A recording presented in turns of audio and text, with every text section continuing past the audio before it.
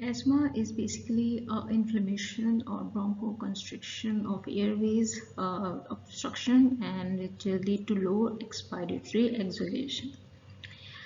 If we talk about characteristics, recurrent wheezing, breathlessness, chest tightness, and coughing, mostly at night and walking. And it is reversible with medicines. Exacerbation can be mild, severe, fatal. Triggered by environment inflation mediators like histamine, leukotrienes, cytokines, mast cells, eosinophil, genetics, IgE, or can be any of the following like allergen, dust, smoke, chemical, weather, and lifestyle like stress, exercise, respiratory dysfunction, or infection. Like medicine, ASA is acetylsalicylic acid, NSAIDs like ibuprofen, and BBs, beta blockers. Comorbidities like allergy, GERD, obesity, sleep apnea, anxiety, depression. So if you want to diagnose these patients, excess expiratory volume, spirometry, and peak expiratory flow. Spirometry attests forced vital capacity FVC in 1 second, FE1, and peak expiratory flow is PEF. Use peak flow meter measuring daily. Okay, control risk factors: avoid smoking, avoid triggers which could be allergens or something. Keep exercising, it's also by food. Exercising, even if EIB, you need to do exercising. Annual flu shots. PPSP 23, age is 2 to 64 year. PCV is 13, age 6 to 18 year. So if you are PCSP 23 for 20, if you approx 2 to 64 years patient, and PCV is 13, age 6 to 18. Classification. So we have done with characteristics of disease, control, risk factors, diagnosis. So here is talk about classification, and there is a we have classified asthma and the patient like impairment criteria: intermediate, mild persistence, moderate persistence, and severe persistence. So if the daytime symptoms like in a week, 2 days, okay, more 2 or less than 2 days, more than 2 days in a week is called intermittent. If more than 2 days, I mean 2, and less than 2 in a week is daytime intermittent. Mild, more than 2 days, week, not daily. Moderate, daily symptoms. Severe, throughout the day. So, and nighttime symptoms like less 2 or less than 2 per month, 3 to 4 times nighttime per month. One more than one time week, not every night. Often approx every 7 every week, every night. So it's count as a persistent, severe persistence. Rescue inhaler use. If less than 2 per week, you can use rescue inhaler, and more than 2 days per week or one per day symptoms, or daily or several times a day in severe persistence. Activity limitation: intermediate, none; mild, minor; moderate, say some; severe, extreme activity resistance limitation. Lung function: FEV1 percentage more than 80%, more than 80%, same in mild, 6 to 80% in moderate, and less than 60% in severe. FEV value. FEV plus VC. So it is the ejection of volume, force ejection uh, volume. So and force volume capacity. FVC is force volume capacity. Intermediate and mild persistence normal in both condition. Moderate 5% in reduction, severe persistent 5% in reduction. Risk criteria: exacerbation requirement PO, yani oral steroids. In intermediate 0 to 1 per year, mild there is no value. Mild, moderate and severe 2 or more than 2 per year required. In exacerbation criteria you can assess it like this. Steps 1 for initiation: step 1, step 2, step 3 consider oral steroids. In step 4 to 5 consider oral steroids. We will consider it. We will go for a stepwise therapy. We are not prescribing. If the patient came with asthma, we are not going to give him prescribe them inhaler or oral steroids. We go for first we go for a beta antagonist, beta 2 agonist. So here are the diagnosis I have covered. Peak flow meter. Use every morning before any asthma medicine. Stand up straight, exhale, inhale deeply, then blow out hard and fast into P, E, F, E, F, E, R and record the highest of 3 tries. And the PF is a peak expiratory flow recorded. And a clean 1 week. Green zone 80 to 100%, yellow zone 50 to 80%, need action. Plain red zone less than 50% of personal best, go to emergency zone. So let's talk about treatment algorithm. So step 1, 2, 3, 4, 5, 6. Okay. In step 1 we go for a SEBA, is a short acting beta agonist, and it is as per needed. All patients must have SEBA as per needed. Okay, it is an emergency condition. It is a short acting. It will give you instant effect if the patient is suffering any kind of symptom associated with the asthma. If the patient is going for exercise and any kind of exacerbation symptom, we go for short acting beta agonist. This is the first line. So step 2, low dose ICS, and step 3, low dose ICS and LABA or moderate dose ICS. It's a inhaled corticosteroids. So step 2 may inhale corticosteroid, step 3 may inhale corticosteroid plus long acting beta agonist. Step 4, moderate dose inhale corticosteroid plus long acting beta. Step 5, high dose inhale corticosteroids plus long acting beta agonist. Step 6, high dose inhale corticosteroid plus LABA and plus oral steroids also. So alternate. If you are not going to take inhale corticosteroid, you can move to cromolyn, and long is a leukotriene receptor agonist, and theophylline. So an alternate for step 3 and 4 is xylitine, leukotriene receptor, and theophylline.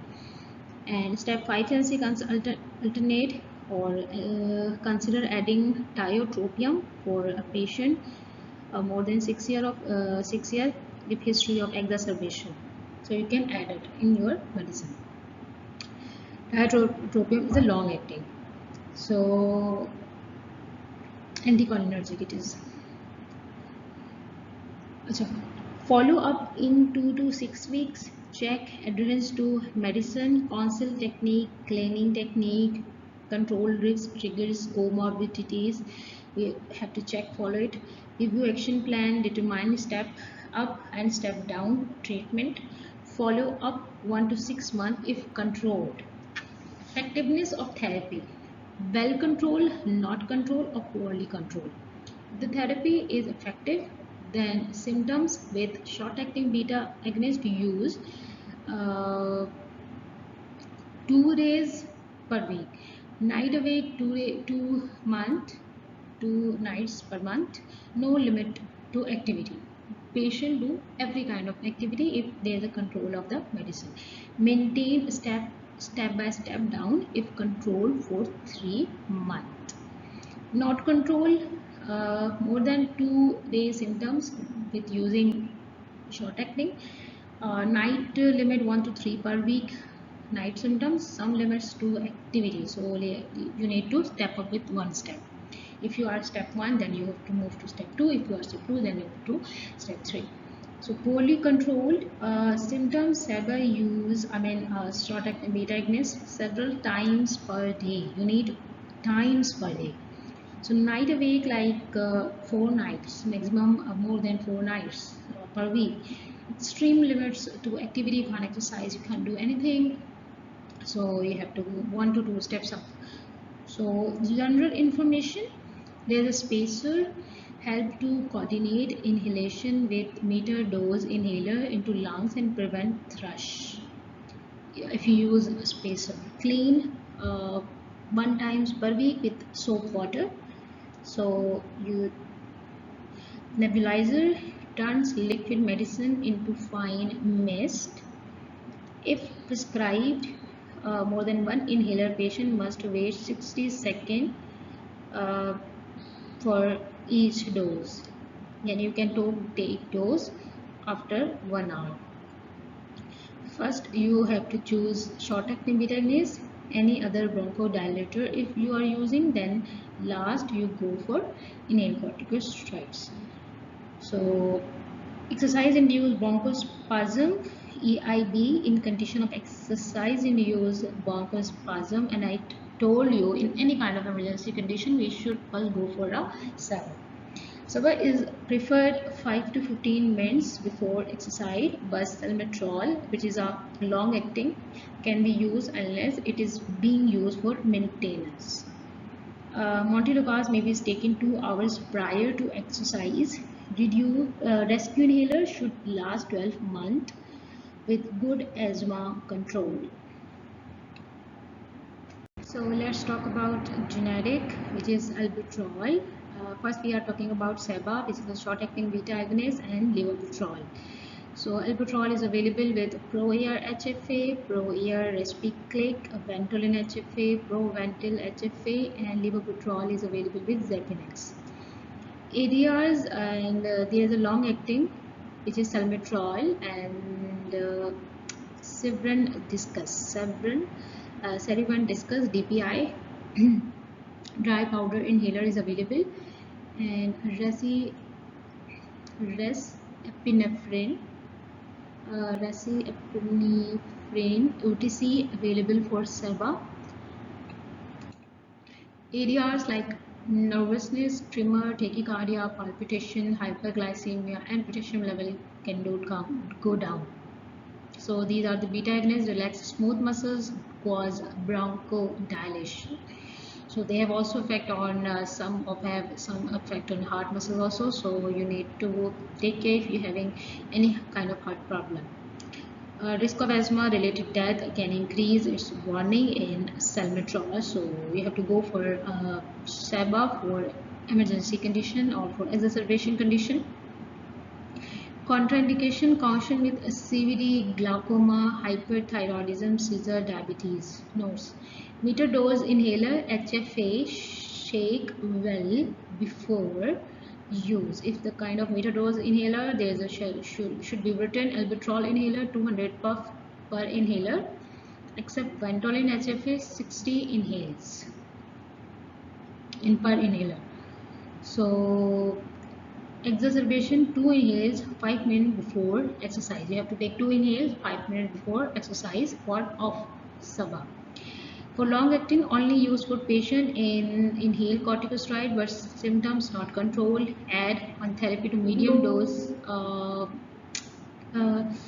inhaled corticosteroid before increasing to high dose inhaled corticosteroids.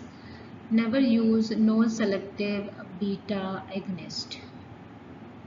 You have to use selective, which is beta 2 agonist. Inhaled corticosteroids inhibits inflammation. The available is beclomethasone QBR, budesonide, pulmicort, flaxselar, fluticasone, flovin HFA, and Annuity ellipta DPI, which is dry powder inhaler, mometasone, Asthmanix HFA-MDI, Asthmanix twist inhaler DPI. This is though both are available, metadose and dry powder also, and cyclisonide, Elvesco, and flunisolide. It's Erospan available. So ADRs is dyspnea, heart to talk, oral thrush, cough, URTI, and hyperglycemia can occur if you are using inhaled corticosteroids not used for primary treatment of asthma or acute episodes of asthma. Adrenal suppression, risk of fracture, stunned child growth. So notes: first line of all with persistent asthma. If you're having persistent asthma, this is a first line therapy. Rinse mouth with warm water. Use spacer to prevent thrush.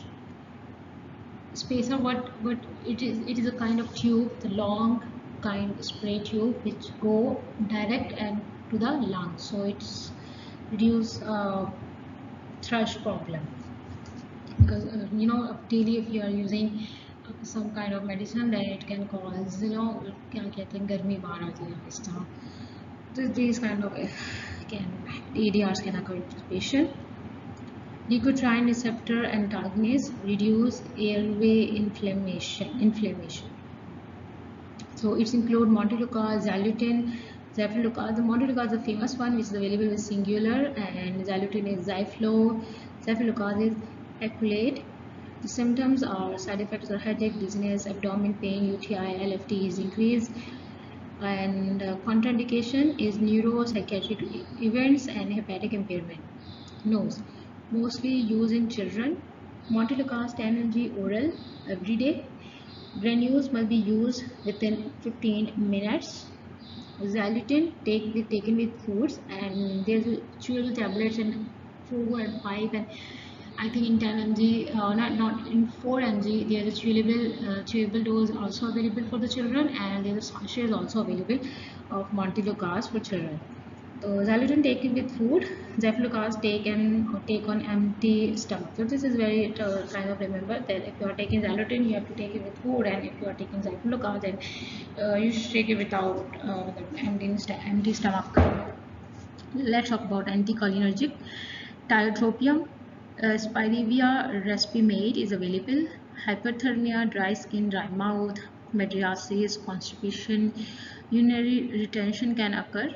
Notes: approved for more than 6 years for asthma. History of exacerbation despite if you are despite the patient is using inhaled corticosteroids and long acting, but they have got history of eczema as exacerbation sometimes, so you have to add this tiotropium in your treatment. Xanthine block phosphodiesterase, which increase cyclic AMP and lead to bronchodilation, which is available with theophylline, and these are the kind of small tablets are available. Theo24, theochrone, and alixophylline. Nausea, vomiting, headache, heart rate increase, insomnia, tremor, and nervousness can occur. CVD, hyperthyroidism, PUD seizures, small increase in dose, large increase in concentration, loading dose based on IBW. Index, body weight index is available, so this is a very quite what could I say, what could I say, low threshold drug, so we should use it with precaution. Notes: many drugs interaction due to IA2, 3A4 to EI to E1 inhibition. Monitor serum concentration, therapeutic range 5 to 15 microgram per ml. Measure peak value. So this is very narrow therapeutic drug like phenytoin. Active metabolites, caffeine and 3-methylxanthine. Aminophylline change into theophylline.